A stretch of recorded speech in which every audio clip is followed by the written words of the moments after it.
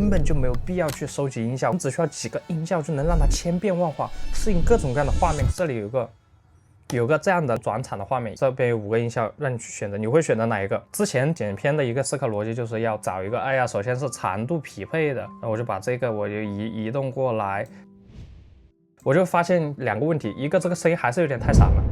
还有一个就是这个声音太重了，我希望它这一种转场是飘渺的那种感觉，一下子飘过去的感觉。那我还要去找一个跟这个感觉差不多的，哎，我要到这边去找媒体词啊，哪一个会更加合适一点听。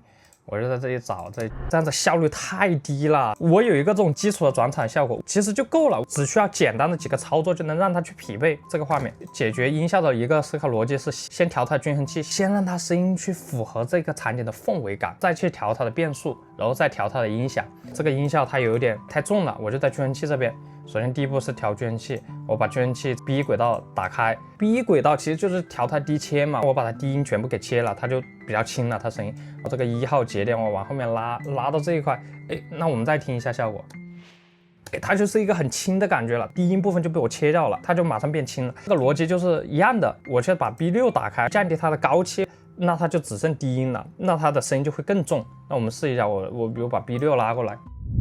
它就变得更重了，想让它变轻一点，我把1号把它拉过来到这一块，哎，它就变轻了。但它的声音长度好像有点太长了，转场是很短的嘛。变速这边我去修改一下它的变速效果，我觉得还可以再短一点，我们就看着去调。哎，我觉得这样子差不多了，我们再看一下。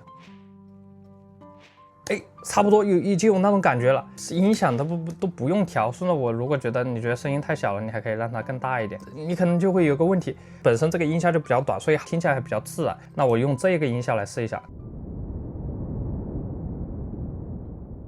一个这么长的一个转场的音效，我也能让它匹配到这个画面里面，也是一样的逻辑。第一点是调它的均衡器，首先我们听一下它的感觉，它的音色有没有符合我们的场景的氛围。还是一点太重了，这个声音太重了，我就把 B1 打开，低切打开，把它拉到后面去。OK， 有点太轻了，我 B1 稍微再拉回来一点。哎，有点太重了，稍微再拉过去一点。这种感觉就很好啊，声音稍微调大一点，大家听得更清晰一点。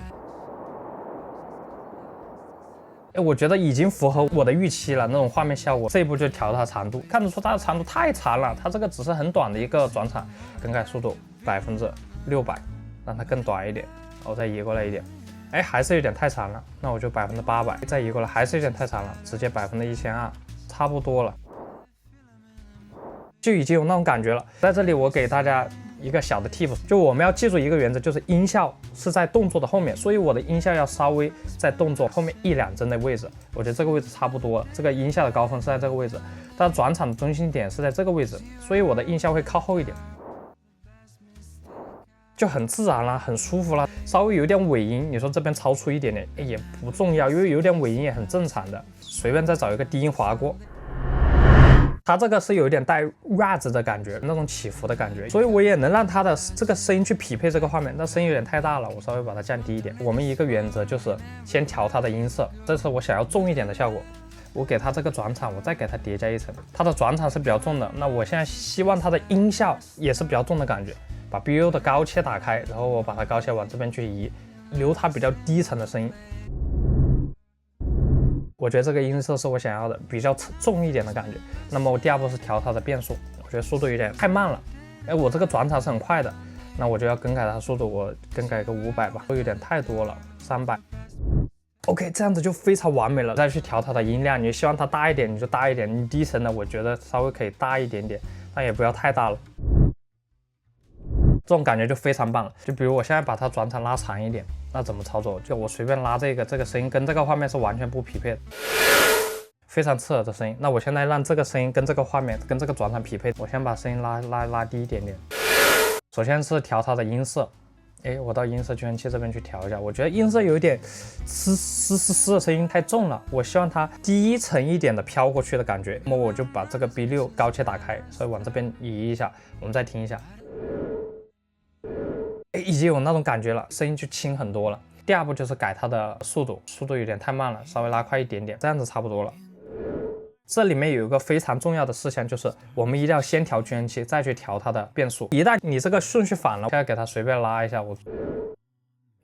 均衡器的作用，它作用不到我这个音效这来，因为我调了变数，我对它再进行均衡器的调整就没有用了。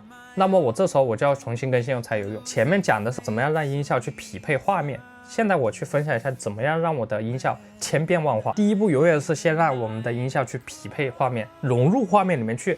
那么我们先调按这个音效去匹配这个画面。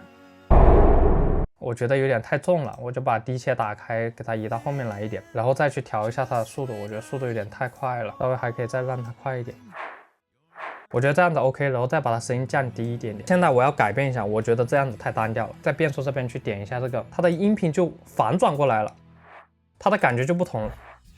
你觉得哎，好像还差点意思，我需要它还有一点空间感。特效这边去找一个 reverb， 给它加一个混响，然后我们这边直接用它的一个预设就行。第二个大教堂，然后控制一下它的输出，不要它太强了，15%，我们听一下。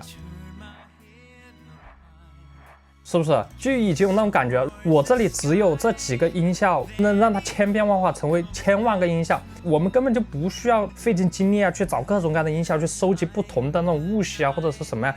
就我的理解，你常用的你只需要几个音效就行了。就比如雾系或者 hit 还是 rise， 你只需要几个音效，你就能让它千变万化，不需要去收集那么多，不要浪费那么多精力。那么这一期节目就到这里了，我再做一个总结，就是第一点，我们不需要那么多音效。好用的音效我只需要几个就行了。第二个是怎么让你声音去匹配画面，就第一步是先去调它声音的均衡器，第二步是调它的变速，让它速度去匹配转场的画面，然后第三步再调它的音量。第三部分就是让你的声音千变万化，你可以让它声音反转过来，也可以给声音去加 reverb 加混响。那我们下期再见，拜拜。